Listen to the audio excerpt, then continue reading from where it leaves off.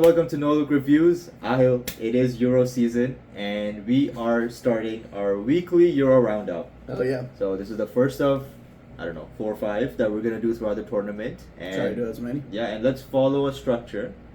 Yeah. So we're gonna discuss 5 things each week. All right. Yeah. We're gonna discuss the match of the week, goal of the week, clown of the week, which we're gonna continue. Player of the week, and we're gonna do a surprise package from each week. So, okay. Without wasting further time, Ahil, let's get into it. Let's yeah. talk about the match of this past week. All right. I mean, there's a lot of good matches. It started off really well. Germany opened up a crazy game with Scotland fucking up real hard. Switzerland putting in a good performance. Spain putting in a decent performance. Croatia, I don't know what they were thinking. Italy, I don't know. There's a bunch of them. Yeah. Romania and Ukraine was a surprise. Yeah. Portugal almost messed up, but then they came back. France had a hard time against Austria. Which we predicted, Yeah. Ralph Ragnick. Yeah, Ralph Ragnick. That's cool. And then Germany again played and then did a good job. Croatia, Albania. A lot of good games. But for me, I mean, it has to be Germany opening in with Scotland. Yeah. The 5-1 thrashing opening day. I mean, we normally expect like opening day games to be crazy. Like Russia did it. I think Saudi or Qatar. Qatar did it. Like every time when it's Yeah. an opening game, it's a different vibe, a different energy, and the team just pulls through. I didn't expect Germany to do this well, but Julian Nagelsmann's actually put up quite a good team, and Havertz and whoever not, everyone's pretty much performing. I mean, Havertz was a ghost in the second game, Yes. but first game he actually did some stuff. That's true. Yeah. So yeah, what about you? Yeah, for me, I would pick Romania Ukraine as my match of the week. No one saw it coming, except I think even like the most diehard Romania fans were expecting maybe they could draw, get something out of this game. But Romania blew Ukraine out of the park.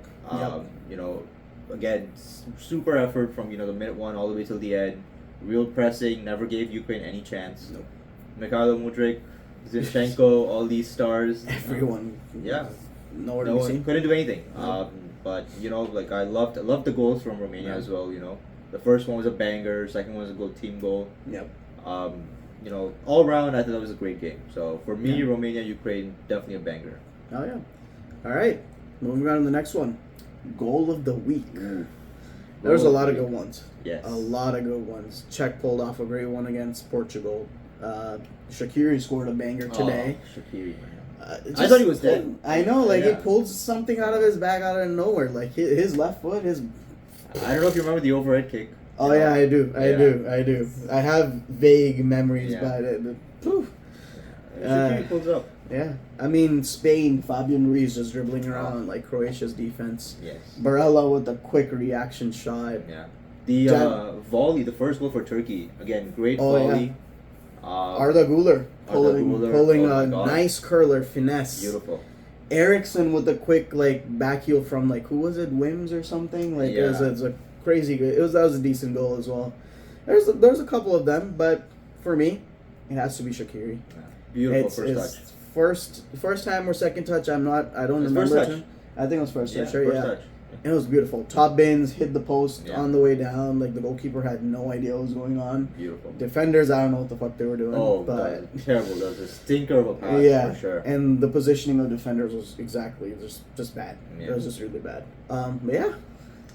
For me, again, so many good goals. It's Yeah. hard to choose. I would have picked between the first Romania goal and the first Czechia goal. I mean, the Yeah. only Czechia goal. Yeah. But I'll give it to Lucas Provost from Czechia. Yeah. Took the lead against Portugal. No one saw it coming, and the keeper had no chance. Hit the side post, went in. Nothing the keeper could do about, and for a while we thought there's another upset. But no, for me I'll give it to Provost just because of the vibes. Yeah, I mean, honorable mention Arda Güler. That was a close Beautiful. second for me. Yeah. Great goal, close second.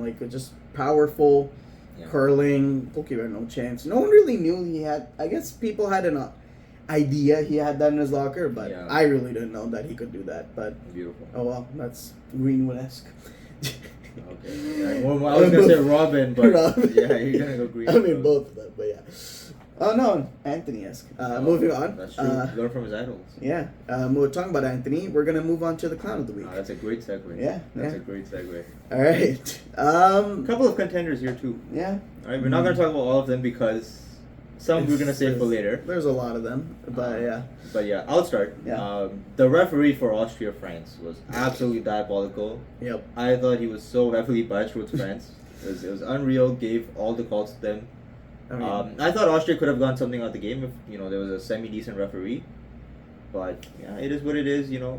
We have shit referees in the Premier League, shit in the Champions League, and now it's continue. I mean, at least VAR hasn't done the worst job this time. That's true. They've been quick. They've been efficient. They've done. I don't think they've made any bad calls. Yeah, it's a semi-automated. Semi-automated, automated. Yeah. I mean, it's been really good so far. They haven't made too many turnovers, and when they have, they've been pretty quick, pretty efficient. Yeah. No controversies. Yeah.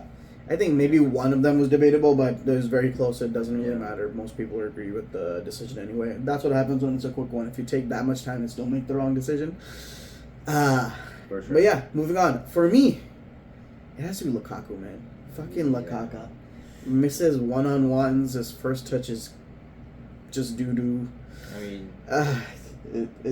there's a compilation of, screenshots whenever he misses, it's... And he's just like, he's surprised that he's doing that for, like, why are you surprised, bro? You've done that so many times. Even De Bruyne, I think, did something, I don't know. Ronaldo had a missed header, I don't know. But Ronaldo actually did well. People didn't expect him to do as well as he did. Yeah. He got a lot of hate still. Yeah. Modric is not doing well, I don't think so. Eriksen did way better than anyone expected. Yeah, I mean, came back from the dead. So. Yeah, I mean, those are all surprises. Yeah. And it's crazy to say, but yeah. Moving on, we're going to have to move on to the next one. Yeah. Player of the week. Player of the week. Again, lots of good shouts, especially because there were a lot of underdog teams that played really well. Yeah. I'll give it to Arda Güler for a 19-year-old. I think it's like 7 goals in 7 starts, some crazy stat like that for Turkey and Real Madrid. Yeah. Yeah, I mean, like I thought he played really well. Like created a lot. Obviously scored a banger of a goal. Yeah. Really cemented himself on the big stage, and I think he's gonna have a great future ahead. Yeah, and he was all around the box, like all around the attack, 1-2s, just putting in the creating chances, and pretty good performance. For me, it has to be one of the OGs. Yeah. One of the fuck you type of people. You might know what I'm talking about. If you don't, it's N'Golo Kante. Yes. The baldy, the little guy. The most modest guy. Apparently, he makes 100 mil or something. The Saudi league. It's crazy, but no one expected him to come back, playing as well as he did, running around the pitch, saving Saliba's ass, saving Upamecano's ass, like actually creating chances up front too, getting the ball all over the pitch. Again, 70% of the world's water. The rest is N'Golo Kante. That's all I'm gonna say. That's true. Yeah. Can't debate. No. And I mean. Him being as surprising as he was, we can move on to our next one, surprise package. Yeah, great segues. Completely unplanned. I'm trying, But I mean, you could say N'Golo Kante was one of the big surprises, but we have better ones. I think there's a couple that deserve a bigger shout. Yeah. Save the best for the last. Yeah, of course. Okay, let's start with the quick ones that we already mentioned. So Arda Güler, again, that was your surprise package. Yep. I thought he played really well. Yep. Romania, no one expected them to play that well. Nope. They completely demolished Ukraine. Yep. Albania, I gave it to them just because the way the first 10 seconds against Italy, out of this world, and then what they did against Croatia today. Yep.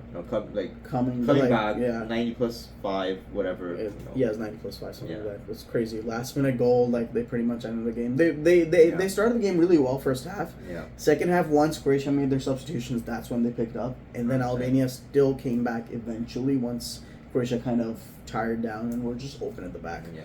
It was a really good performance. And then, saving the best for last.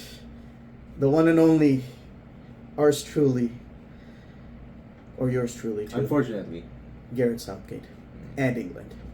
I honestly don't. I don't know if I want to blame the players too much, but Southgate, you're a fucking clown, man. I don't know what the fuck you're trying to do. Everyone's giving him hate.